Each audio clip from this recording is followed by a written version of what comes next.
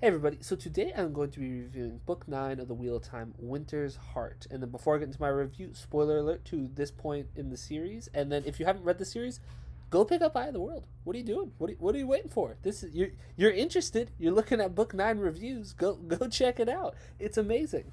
So let's just jump right in. First of all, these prologues are really long. This is not specific to this book by any means. I feel like it started the first time I really noticed it was with Lord of Chaos. Maybe they were long before then, but like I really noticed it with Lord of Chaos because I was like, all right, I'm gonna just read this prologue. Like I didn't have much time, and I was like, all right, I'll just read this prologue real quick, and then like I'll go do whatever I was gonna do. And it was such a long prologue. And then like I've noticed every book after I said a really long prologue, and I might have had long prologues before, but maybe I just split them up and didn't notice.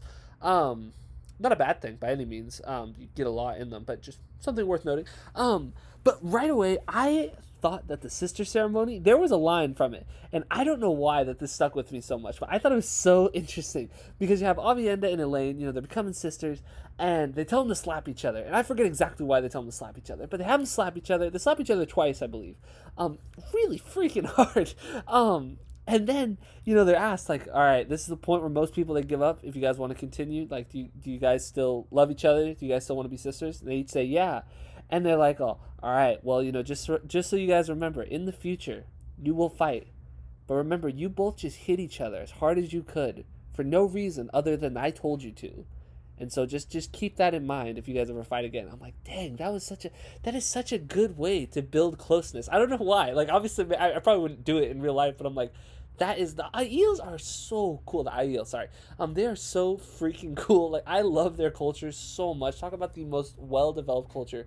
I mean, in in fiction, I mean, is that has that been agreed upon that the Aiel are just the best culture ever developed?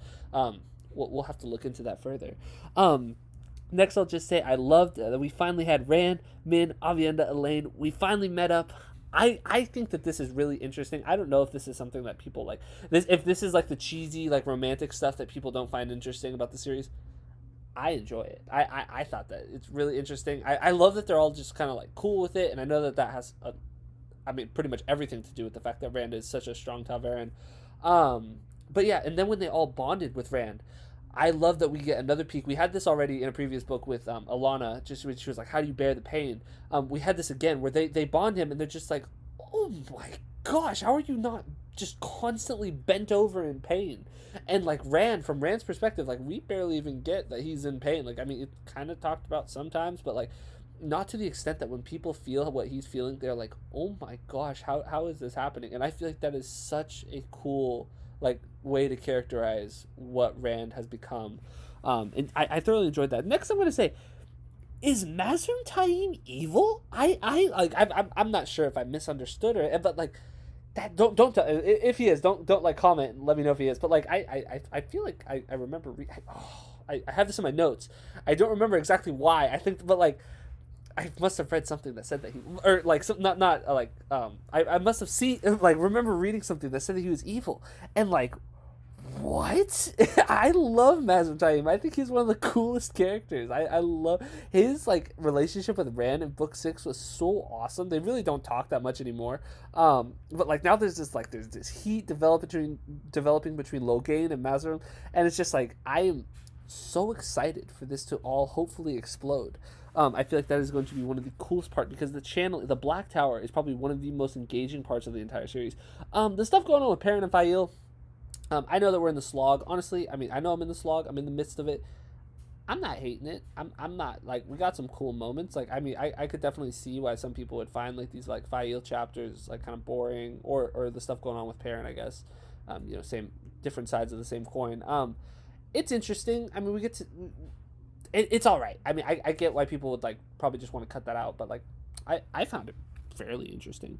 But one of the things I am most excited about this series is the reread, and that sounds like so weird. It's like people are like I feel like if I told people that, they'd be like, you're not just enjoying it the first time too through. But the reason I say that is because I know that there's got to be so much foreshadowing in this series, and I'm thinking directly about Min's viewing. Like those have got to, like, I can't wait to starting with book 1, just seeing all the things that Min predicts and being like, oh, that's so, like, seeing how it came true, but like in a different way than like I expected. I'm just so excited to see that because I can't think off the top of my head. I know that she has viewings for Rand, Perrin and Mat like right off the beginning. And I don't remember exactly what they were, except for the Falcon part for which ended up being Fael for Perrin. But I know that there was other stuff, and so like I am really excited to see where that goes. Speaking of foreshadowing, speaking of something that has been built up for quite a while, we finally get the Daughter of the Nine Moons. That is pretty cool. I mean, that's all the way back from book 4. I really enjoyed that we finally got that.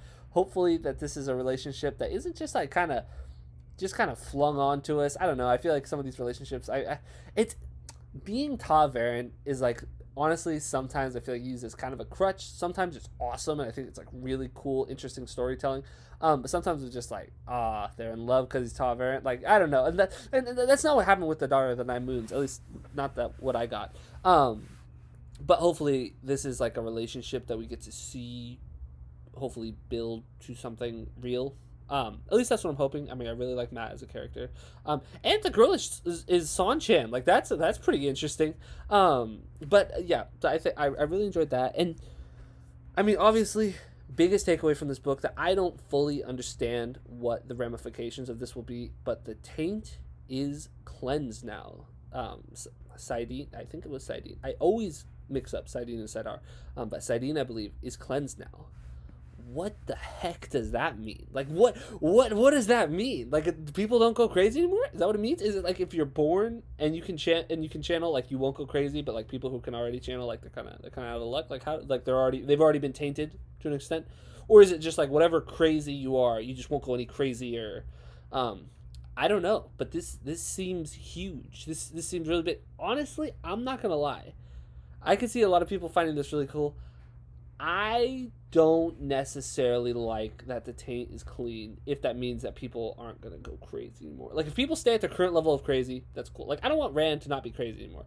I don't want, like, that's interesting. I find that interesting. I want people to go crazy. That's, like, I love that this magic system has this, like, this drawback where, like, yeah, people go crazy. Like, that's so interesting. Like, you're trying to beat the clock to an extent. And obviously, like, just madness in fiction is just, like, a really interesting storytelling device. But yeah, I'm honestly not super crazy about the taint being cleaned. I mean, maybe it was, like, maybe I'll find out that, like, that was necessary. Like, if the taint wasn't clean, like, I mean, there'd be no chance in the last battle. I'm not sure what the ramifications of this will be, but it's big. I can tell that this is big. And so yeah, that is kind of my review of Winter's Heart. I know that I've kind of just talked about specific stuff. I haven't really been talking about like my overall thoughts on these, like just like where I would rank them in the series, just because I mean we're so many books in. Definitely more towards probably the bottom tier of the books. I mean, this is no Fires of Heaven. This is no Lord of Chaos. Shadow Rising was also a phenomenal book. I mean, those are like the top 3. Those, like, I mean, I like was just so amazed reading those books, and like these ones, I mean, they're great. If this is the slog, if I'm at the low point, I am so here for it. Honestly, I would say this book is probably better than Eye of the World. I don't know. Maybe I'm crazy for saying that. Maybe I don't remember. I just remember, like, I don't know. Just, I know that there's like not a whole lot that happens in the Eye of the World. People talk about how derivative it is of Tolkien, and so like this book is probably, I feel like almost every book is probably better than Eye of the World. Not to say that Eye of the World isn't a good book. It's a phenomenal book, and it's like, it kind of sucks when like the first book in the series is like the weakest entry. And maybe like in retrospect, I will, like, upon a reread, I would think that the Eye of the World is like actually this masterpiece that's so good with so much foreshadowing, which I'm sure that it is. But like, I mean, we're so in deep with these characters that like I can't imagine that, like, who knows? We'll see.